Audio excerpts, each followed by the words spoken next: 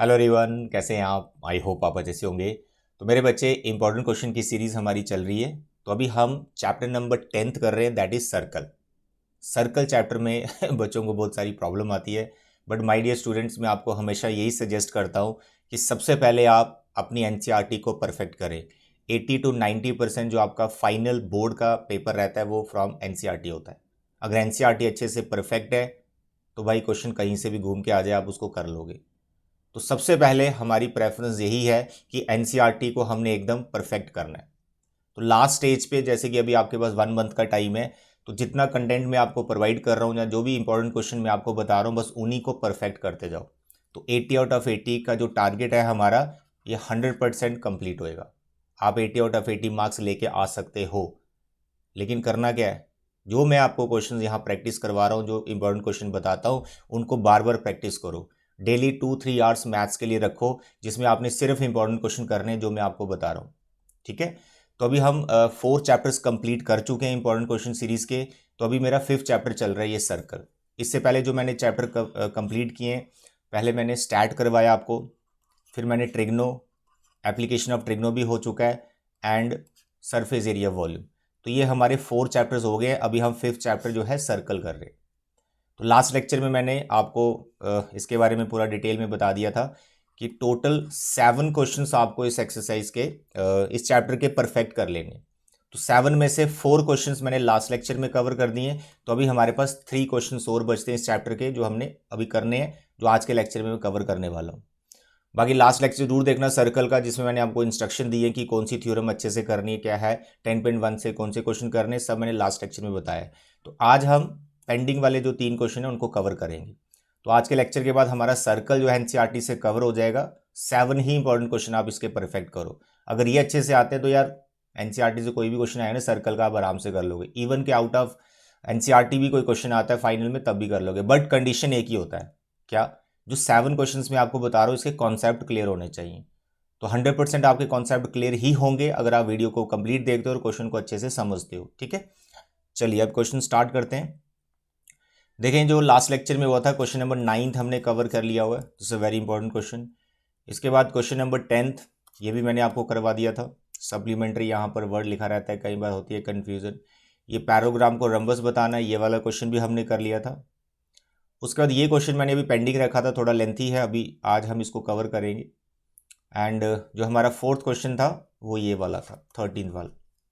ये एक्सरसाइज के हो गए। 2 एग्जाम्पल्स अभी रखी हैं, वो अभी आज करवाऊंगा मैं आपको। ठीक है, तो देखिए यहाँ पर अभी क्वेश्चन नंबर हम 12th करने वाले हैं फ्रॉम एक्सरसाइज 10.2।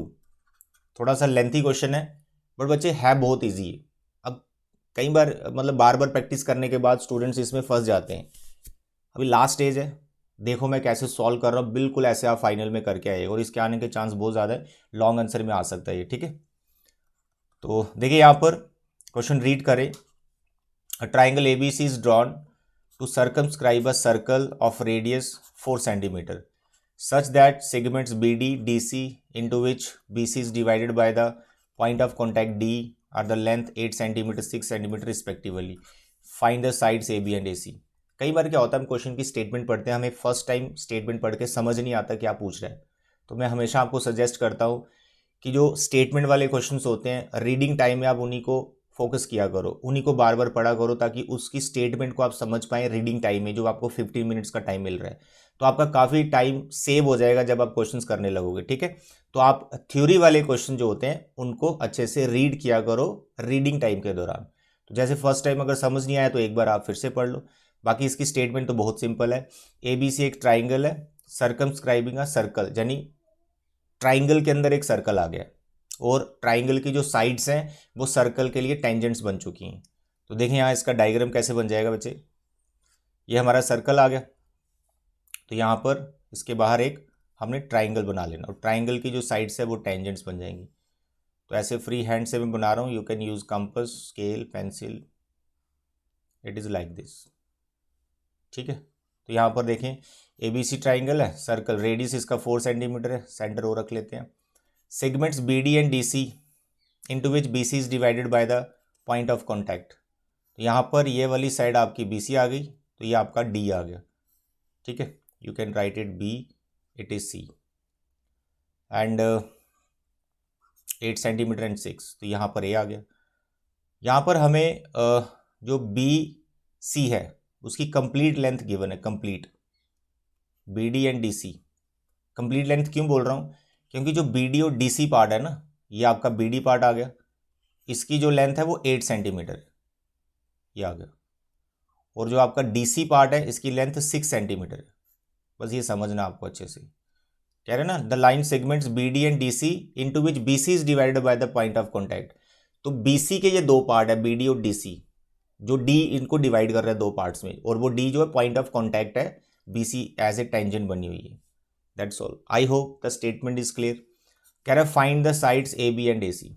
तो भाई ये ए बी का लेंथ फाइंड करना और ए सी का लेंथ फाइंड करना है, जो कि बहुत सिंपल है, बहुत सिंपल है मेरे बच्चे।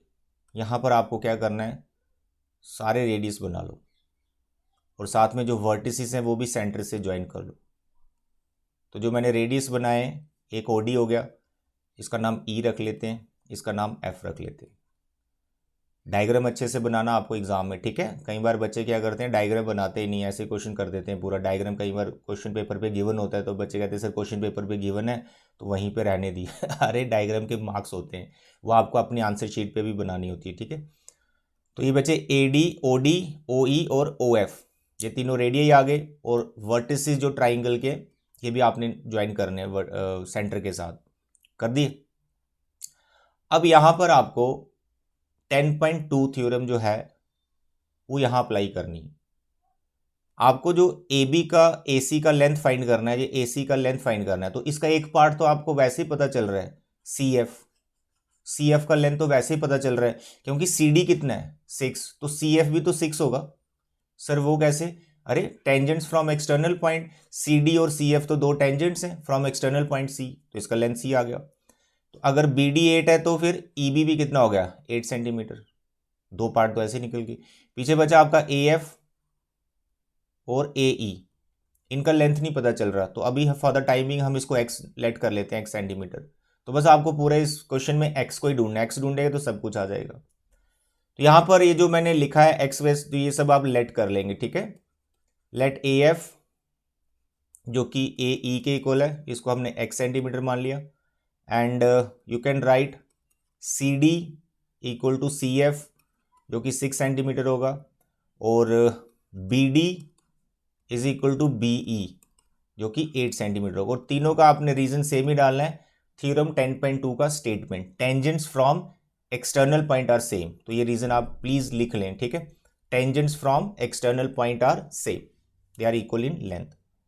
अब यहां पर इस क्वेश्चन की शुरुआत कैसे करनी है कि एक्स हमको कैसे फाइंड करना है। मेरे बच्चे जो बड़ा सा आपको ट्राइंगल एबीसी दिख रहा है, आपको इसका एरिया फाइंड करना है 2 टाइम्स। एक एरिया आपने बेसिक जो फॉर्मूला रहता है 1/2 बेस इंटू हाइट, उसकी हेल्प से इसका एरिया आएगा। सेकंड, इसी ट्राइंगल का एरिया, एबीसी ट्राइंगल का एरिया आपने हीरोन फॉर्मूले से फाइंड करना है। एक ही ट्राइंगल का एरिया आप दो बार फाइंड कर रहे हो with the help of 2 different formulas, उन दोनों एरियाज को आपने इक्वेट करना है। कैसे करके बता रहे हैं मेरे बच्चे, ध्यान से देखो। ये जो एबीसी ट्राइंगल है, डायग्राम पे चले जाओ, पूरा एकदम डायग्राम को ध्यान से देखो। एबीसी जो आपकी ट्राइंगल है, ये बेसिकली कंसिस्ट ऑफ 3 ट्राइंगल्स, और भी दिख रहे हैं बट 3 ट्राइंगल्स तो आपको यहां पे दिख ही रही हैं। यहां पे लिख रहा हूं, देखो, area of triangle BOC plus area of triangle AOB plus area of triangle AOC. देखो ये ट्राइंगल, ये एओसी बना रहा हूं, और ये देखो बीओसी, और ये क्या है, एओबी। तो ये तीनों ट्राइंगल्स का सम जो होगा, यानी तीनों ट्राइंगल्स का जो एरिया होगा, तो एरिया ऑफ ट्राइंगल एबीसी आएगा, उसी के पार्ट है ये। तो हमारी जो एबीसी ट्राइंगल है, ऐसे 3 ट्राइंगल में ब्रेक हो रखी है। तो ये वाली 3 ट्राइंगल्स हमने क्यों ली हैं, क्योंकि इन तीनों ट्राइंगल्स का हम एरिया फाइंड कर सकते हैं 1/2 बेस इंटू हाइट की हेल्प से। तो जो बेसिक फॉर्मूला आप याद करते हो, है ना, क्लास 6 7 से ऐसे पढ़ते आए हो आप। देखो बच्चे, जब मैं बीओसी फाइंड कर रहा हूं, बीओसी ध्यान दें, बीओसी जब मैं इसका एरिया फाइंड कर रहा हूं, बीओसी का एरिया फाइंड कर रहा हूं, तो बेस उसे माना जाएगा जिसके ऊपर परपेंडिकुलर होता है। तो ओडी एक रेडियस है जो कि टेंजेंट पे बना हुआ है एट पॉइंट ऑफ कांटेक्ट, तो ओडी ऑफ कोर्स बीसी के ऊपर परपेंडिकुलर होगा। थ्योरम 10.1 में आप यही सीखते हो, radius is perpendicular to the tangent at point of contact. तो यहां पर खास रीजन देने की जरूरत नहीं, आप डायरेक्ट भी लिख सकते हो, कोई इसमें टेंशन वाली बात नहीं। तो यहाँ पर आपको लिखना है 1/2 बेस इंटू हाइट। बेस आपका BC बन जाएगा, OD आपका हाइट बन जाएगा।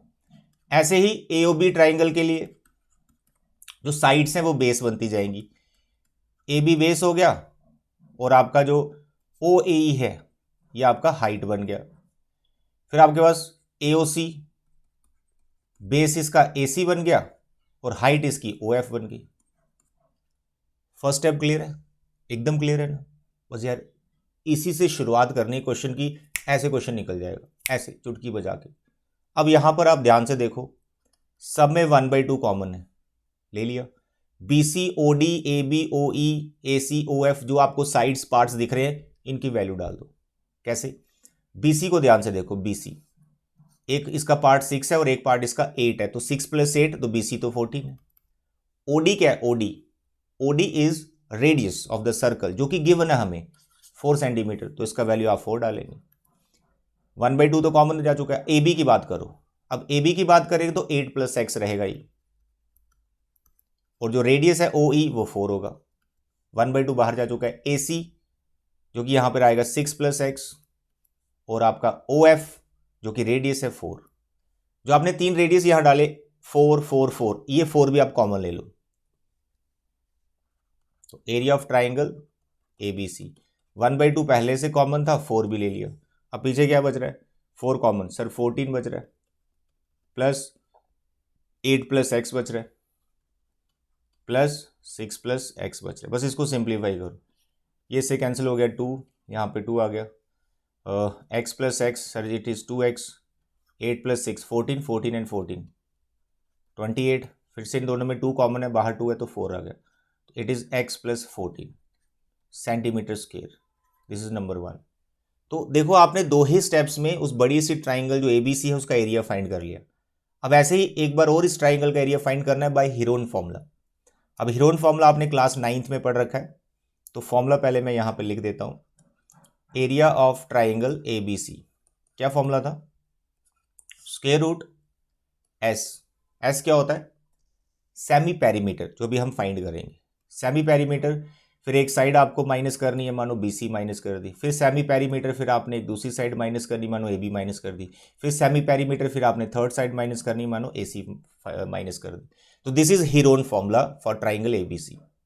तो यहां पर हमें AB, BC, AC तो सब पता है, बस सेमी पेरीमीटर नहीं पता। तो पेरीमीटर क्या होता है? ऑल साइड्स का sum of all the sides, that is perimeter. तो सेमी बने उसका हाफ कर देना है। तो अभी हम यहाँ पे S फाइंड कर रहे हैं। AB, BC एंड AC तीनों साइड्स का सम डिवाइड बाय 2।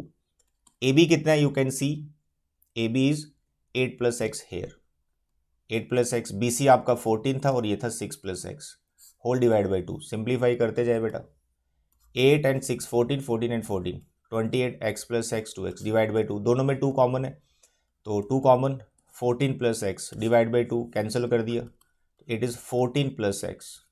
तो जो 14 + x आया ये क्या आया? Semi perimeter. तो जो फॉर्मूला आपको यहां पर बताया जा रहा है, बस आप S की जगह क्या लिख दो? 14 + x, और BC, AB और AC की जगह क्या लिखना है वो आपको पता ही है, जो आपने वैल्यूज यहां पर डाली। Okay dear. Area of triangle ABC क्या हीरोन फॉर्मूला? स्क्वायर रूट में सेमी पेरीमीटर। कितना है सेमी पेरीमीटर? सर 14 + x, ये हो गया S। फिर क्या लिखना है? S माइनस कोई एक साइड, तो माइनस कोई एक साइड, तो मैंने क्या रखी है? AB। तो AB का length you can C from the diagram 8 + x। अब क्योंकि माइनस है ये माइनस का हो जाएगा। फिर आ गया S माइनस एक और साइड, मानो BC जो कि 14 है। फिर आ गया 14 + x जो कि S है, माइनस फिर एक साइड और जो कि लास्ट AC बच गई जो कि 6 + x है। इस माइनस की वजह से वो दोनों टर्म माइनस की हो जाएंगी। That's all, simplify. तो स्क्वायर रूट देख के घबराना नहीं है, बड़े आराम से सिंप्लीफिकेशन हो जाएगी इसकी। 14 + x, देखो x x कैंसिल हो गया, 14 में से 8 गया 6, 14 14 कैंसिल हो गया, यहाँ पे x 14 और यहाँ पे x कैंसिल हो गया, ठीक है। 14 में से 6 गया 8 सेंटीमीटर स्क्वायर। अब कुछ बच्चे क्या करते हैं, अंदर मल्टीप्लिकेशन करना स्टार्ट कर देंगे। मल्टीप्लाई नहीं करना बच्चे, सब कैंसिल हो जाएगा। मल्टीप्लाई करोगे लेंथ ही चला जाएगा क्वेश्चन, बस इसको यही छोड़ देना है। तो ये आपने एरिया ऑफ ट्राइंगल फिर से निकाल लिया BC, तो एक हमने पहले निकाला, अब ये निकाल दिया। दोनों को इक्वेट करना है क्योंकि एक ही चीज़ का एरिया नहीं। तो फ्रॉम 1 and 2 क्या लिख सकते हो, ये जो स्क्वायर रूट वाली टर्म है यानी जो एरिया ऑफ ट्राइंगल है, और पहले भी हमने फाइंड कर रखा है, बस दोनों को इक्वेट करना है। तो पहले हमने क्या फाइंड कर रहा है, area of triangle, you can C from the first equation, ये फाइंड कर रखा है 4 और x plus 14, 4 and x plus 14। अब आपको x फाइंड करने के लिए स्क्वायर रूट हटाना पड़ेगा, x छुपा हुआ स्क्वायर रूट के अंदर, जब तक ये स्क्वायर रूट नहीं हटेगा बात नहीं बनेगी। तो स्क्वायर रूट हटाने का क्या तरीका है, स्क्वेयरिंग कर दीजिए, स्क्वेयरिंग बोथ साइड। तो इसका स्क्वायर रूट तो कट गया, तो जो यहाँ पर ये फैक्टर्स दिख रहे हैं इनको बिना स्क्वायर रूट के आप अभी लिख लेंगे। अब यहाँ पे स्क्वायर किया तो 4 का स्क्वायर 16 हो गया और x प्लस 14 पे होल स्क्वायर बन गया। मेरे बच्चे कैलकुलेशन आपको आती है और इन 10th क्लास, ये x प्लस 14 ये कैंसिल हो जाएगा। उसके बाद ये 8 16 को कैंसिल करेगा 2, ये 2 6 को कैंसिल करेगा 3, यहाँ पर आपके पास 3x बच रहा है, हो गया ना सब कैंसिल। नहीं तो ऐसे ही आप मल्टीप्लाई कर दो तो टाइम वेस्ट होता है। यहाँ पर ये हो गया 3x, यहाँ पर आपके पास खाली बचा x प्लस 14 एक फैक्टर। मेरे बच्चे x की वैल्यू आ गई, यही ढूंढ रहे थे हम 14, तो x हमारे पास आ गया 7 सेंटीमीटर। जब x आ गया साइड्स आ गई। बेसिकली इस क्वेश्चन में 2 ही स्टेप्स हैं, एक एरिया ऑफ ट्राइंगल आपने 1/2 बेस इंटू हाइट से निकालना है और एक बार आपने हीरोन फॉर्मूले से निकालना है। एक दो बार प्रैक्टिस कर लो, क्वेश्चन याद हो जाएगा।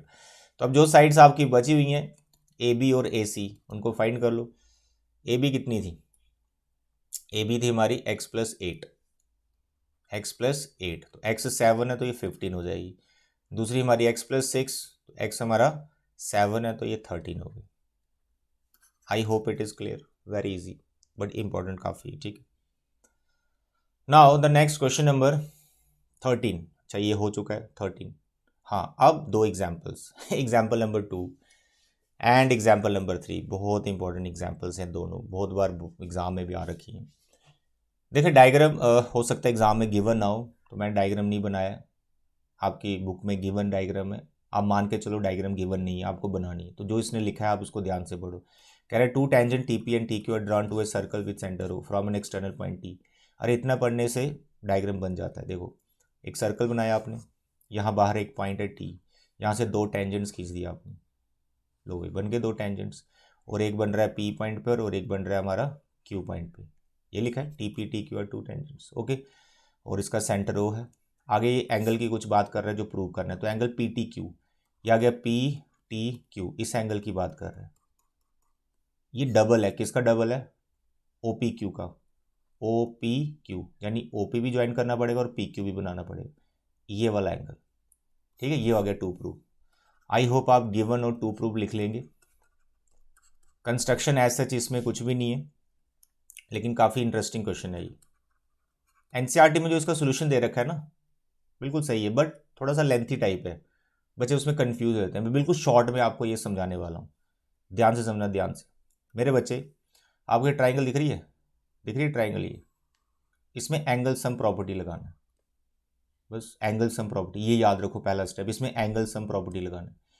ये एंगल और ये एंगल इस ट्राइंगल का इक्वल आपस में, क्यों, क्योंकि ये दोनों साइड्स इक्वल है, क्योंकि ये टेंजेंट्स है फ्रॉम एक्सटर्नल पॉइंट।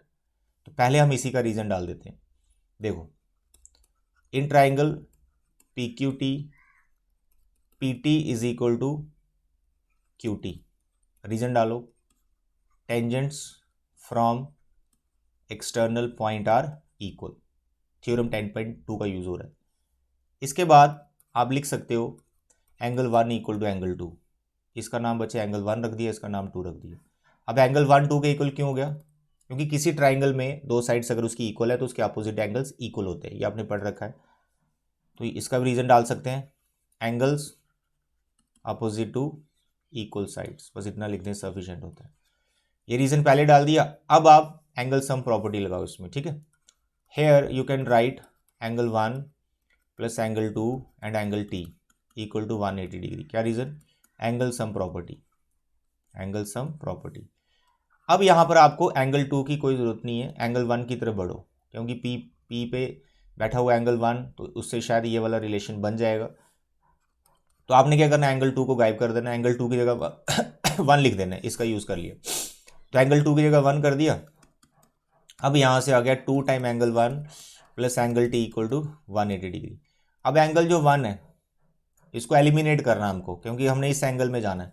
तो यहाँ से आप एंगल 1 की वैल्यू निकाल सकते हो, जो कि अभी निकल जाएगी। तो एंगल 1 की वैल्यू कैसे निकलेगी? एंगल टी को उधर ले जाओ और इसके साथ जो 2 है वो इनके डिवाइड में आ जाएगा। फिर एलसीएम सेपरेट करोगे, 180/2 इज 90 डिग्री, और यहाँ हो गया 1/2 एंगल टी। एलसीएम सेपरेट कर दिया, तो एंगल 1 की मैंने वैल्यू निकाली। अब आप यहाँ पे थ्योरम 10.1 का यूज़ करेंगे, जिसमें radius is perpendicular to the tangent. तो यहाँ पर आप लिख सकते हो, we know radius is what? Perpendicular to the tangent at point of contact. ये रीजन डाल दिया। तो इस बेसिस पे आप ये बोल सकते हो कि जो ओपी है वो पीटी पे परपेंडिकुलर है। अगर ओपी रेडियस पीटी टेंजेंट पे परपेंडिकुलर है तो जो एंगल ओपीटी होगा ये 90 डिग्री होगा, ओपीटी। तो angle OPT is 90 degree. OPT हमें कंप्लीट एंगल चाहिए नहीं, इसको ब्रेक करो, तो इसमें ब्रेक हो जाएगा ओपी क्यू प्लस एंगल 1 में। देख लो, ये पूरा जो ओपीटी है ये एंगल ओपी क्यू और एंगल 1 का बना हुआ है, तो उसको ब्रेक कर लिया। एंगल 1 की वैल्यू इसलिए निकाली थी कि यहाँ पर हम रिप्लेस कर पाए। ये रही एंगल 1 की वैल्यू, यहाँ डाल दो। 90 minus 1/2 angle T is equal to 90, 90 cancel. OP Q is equal to 1/2 angle T, ये माइनस 1/2 ट्रांसफर कर दिया राइट साइड। तो लास्ट में you can write 2 time angle OP Q, ये 2 इधर ट्रांसफर कर दिया, is equal to angle 2, hence proved. Angle sum property लगाना है ट्राइंगल में, एक ये याद रखो, और रेडियस इज परपेंडिकुलर, बस उसी से बात बन जाती है। थोड़ा आप 1-2 बार इसको प्रैक्टिस जरूर कर लें, काफ़ी इंपॉर्टेंट एग्जाम्पल है। नाउ द एग्जाम्पल नंबर 3, ये भाई बच्चों को करती है तंग, लेकिन ईजी ईजी।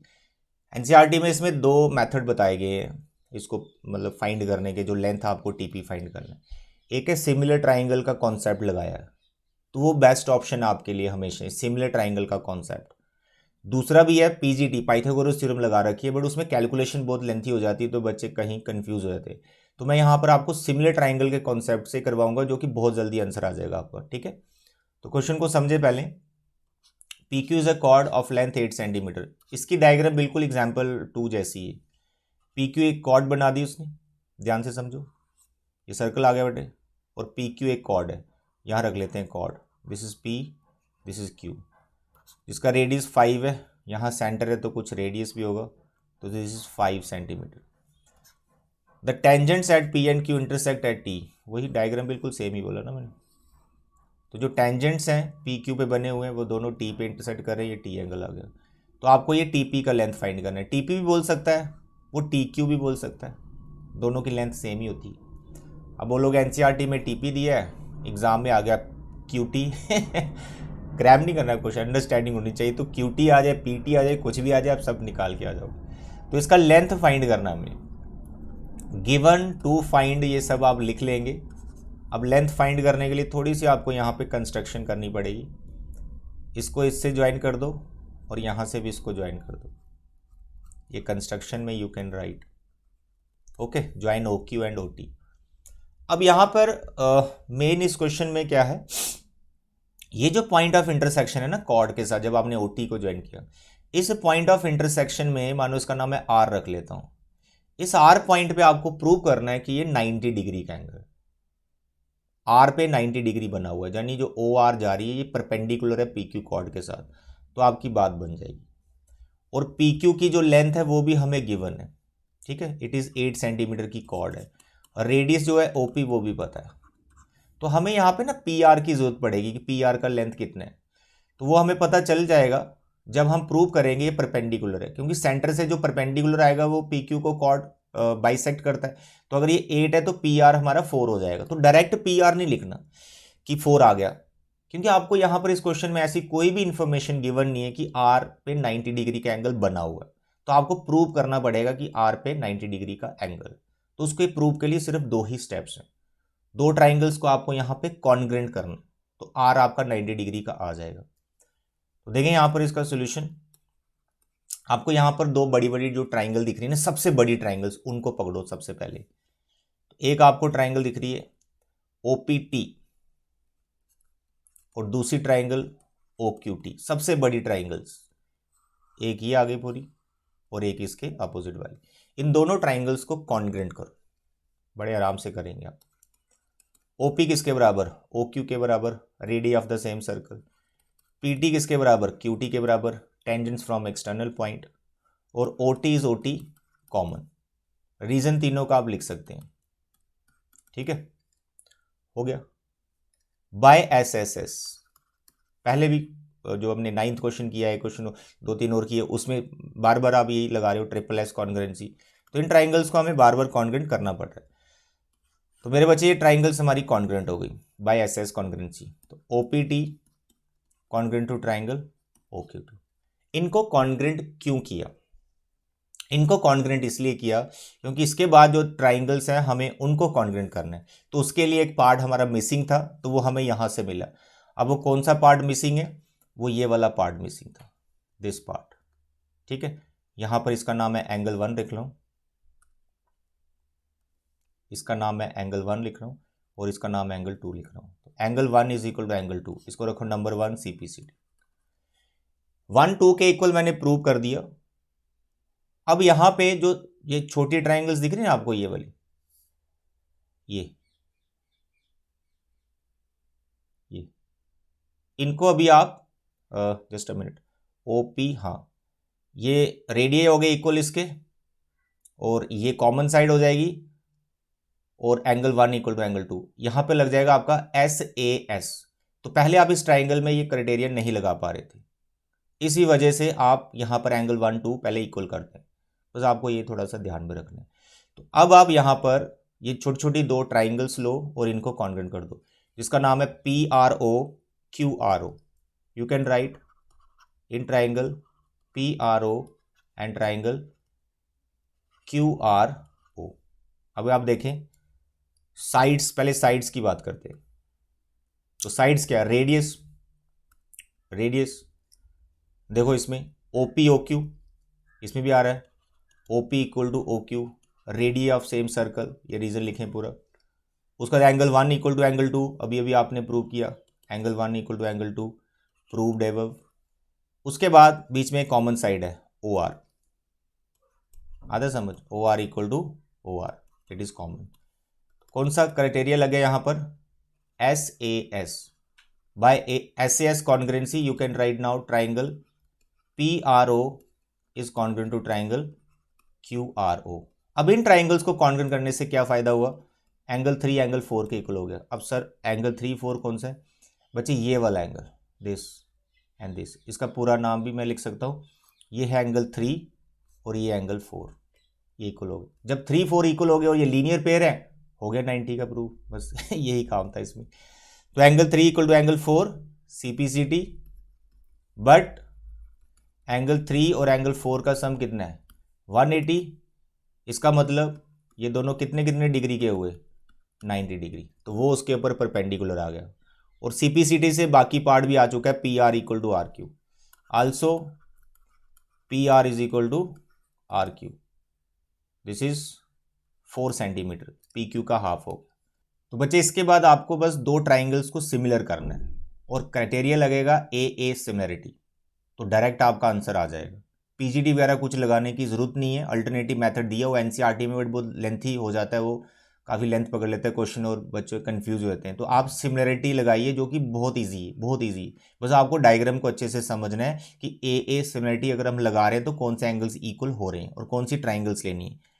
यहाँ आपके लिए मैं डायग्राम फिर से बना रहा हूँ। देखो आपके पास सर्कल था, ये आपके पास कॉर्ड आ गई PQ, ये आपके दो टेंजेंट्स आ गए, ठीक है, और यहाँ पर आपका सेंटर मान लेते हैं।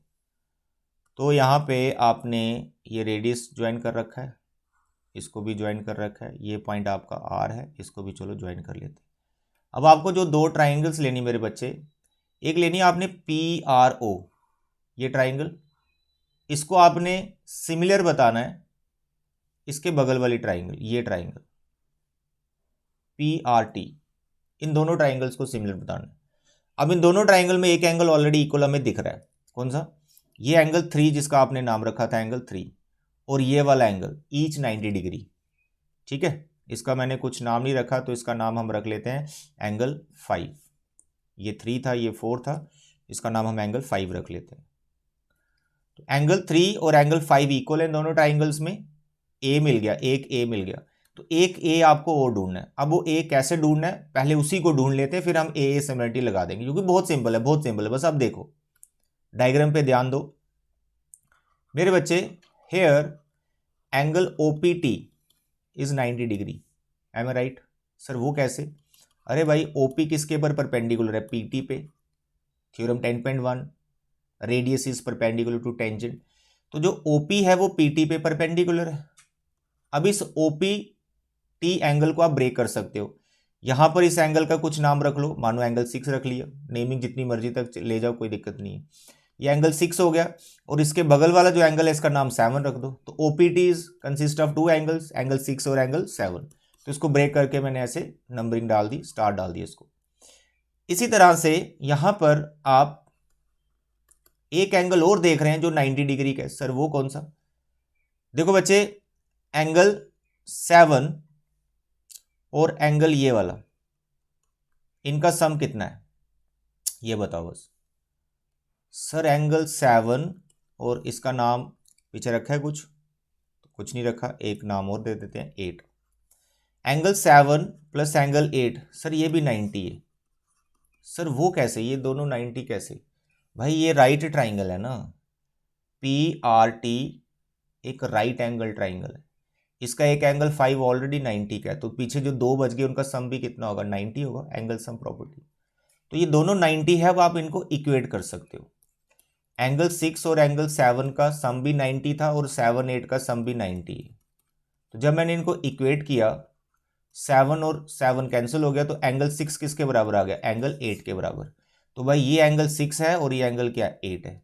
तो ये है वो दूसरा एंगल जो ए सिमिलरिटी हमारी बनाएगा। तो बस इतना सा पार्ट है जो कि बहुत सिंपल है। एंगल 6 और 7 ये सम 180, एंगल 7 और 8 ये वाला सम 180। तो यहां पर इक्वेट हो गया 6 और 8 इक्वल, एक इस ट्राइंगल का एंगल है, एक दूसरी ट्राइंगल का एंगल। अब यहां ट्राइंगल की नेमिंग थोड़ा ध्यान से रखना। नेमिंग इस तरह से रखना है कि सेम सेम पोजीशन पर आए कॉरस्पॉन्डिंग एंगल, जो मतलब इक्वल वाले। तो यहां पर मानो फर्स्ट ट्राइंगल का नाम मैंने लिया पी आर ओ, ठीक है, ये छोटी वाली पी आर ओ। अब दूसरी ट्राइंगल में क्या है, आर सेंटर में ही आना चाहिए। तो जो 6 है वो पी पे बना हुआ है, ठीक है, और यहां पर आपको टी लिखना पड़ेगा। ये आ गया टी, आर सेंटर में रखना है, और इसका दूसरा आ गया टी आर, यहां पे पी आ जाएगा, ऐसे लिखना है। नेमिंग बहुत इंपॉर्टेंट है, क्योंकि जो पी है वो टी के बराबर है, इस पी पे जो 6 बना हुआ है वो इस टी की पोजीशन पे बराबर है, तो कॉरस्पॉन्डिंग इक्वेट रखने हैं, ठीक है। तो 6 और 8 इक्वल है, तो इसलिए मैंने यहाँ पी और यहाँ टी लिखा, और आर आर पे 90 है तो उनको सेंटर में रखा हुआ। आर और आर किस पोजीशन सेम है, ओ और पी से हमें कोई कंसर्न नहीं है, ठीक है, ये वाला ओ और ये वाले पी से हमें कोई कंसर्न नहीं। तो ये दो ट्राइंगल्स की नेमिंग यहाँ बहुत इंपॉर्टेंट है, क्योंकि जब आप रेशो लेोगे फिर गड़बड़ हो जाएगा। तो नेमिंग इज वेरी इंपॉर्टेंट, जो सिमिलर ट्राइंगल में आप सीखते हो कि नेमिंग कैसे करनी होती है। तो पी आर ओ में हम लिख रहे हैं एंगल 3, और टी आर पी में लिख रहे हैं एंगल 5, ईच 90 डिग्री, ओके। और यहां पर पी आर ओ में एंगल हम 6 लिख रहे हैं, और टी आर पी में हम एंगल 8 लिख रहे हैं, प्रूव्ड एबव। तो therefore by a similarity triangle, which triangle, P R O is similar to triangle T R P.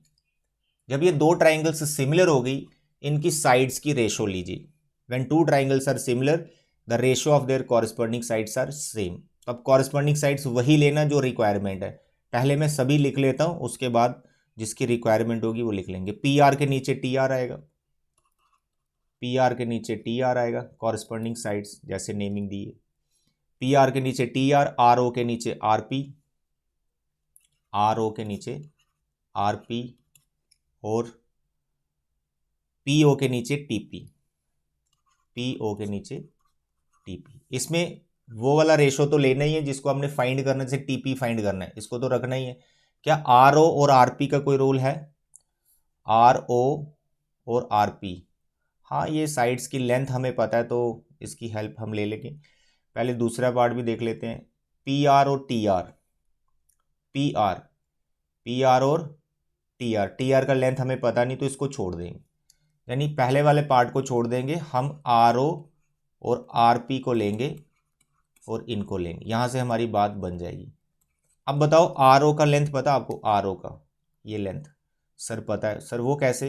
देखो पी आर कितना था 4 और रेडियस कितना था 5, तो जब आप इस छोटी राइट ट्राइंगल में पीजीटी लगाओगे तो ये निकल के आ जाएगी 3 सेंटीमीटर। वो आप लगा भी सकते हो और लगाना भी पड़ेगा, तो आप लिख सकते हो in right triangle P R O by PGT, by PGT you write OP का square is equal to P R का square plus R O square. Sir OP 5 है और हमारी जो पी आर है, पी आर सर वो 4 है और यहाँ से आर ओ। आई होप आप आर ओ इसको निकाल लोगे, इट इज़ 3 सेंटीमीटर आएगा ये, ठीक है। 25 में से 16 गया 9, 9 का स्क्वायर 3 आ जाएगा। यहाँ वैल्यू डाल दो, आर ओ की वैल्यू 3 और आर पी का वैल्यू 4, पी ओ का वैल्यू 5 और टी पी का वैल्यू फाइंड करना है। Cross multiply 3 T P is equal to 20 and T P is equal to 20/3 centimetre. तो यही आपको टेंजेंट का लेंथ निकालना था। आई होप आपको क्लियर हो गया। मैं थोड़ा टाइम लिया इसलिए क्योंकि बच्चे इसमें बहुत फंसे हुए हैं, एक क्वेश्चन बच्चों से बनता नहीं है। तो अब आप इसका 1-2 बार प्रैक्टिस करें, ठीक है। Steps are very easy. पहले आर एंगल को 90 दिखाना, उसके लिए कॉन्ग्रुएंसी लगाई 2 ट्राइंगल्स पे, तो आर 90 का हो गया। जैसे आर 90 का हुआ तो ये थोड़ा सा कैलकुलेशन कर रहे हैं, जिससे 6, 8 के इक्वल आ गया। ये 2 ट्राइंगल्स की नेमिंग का ध्यान रखें।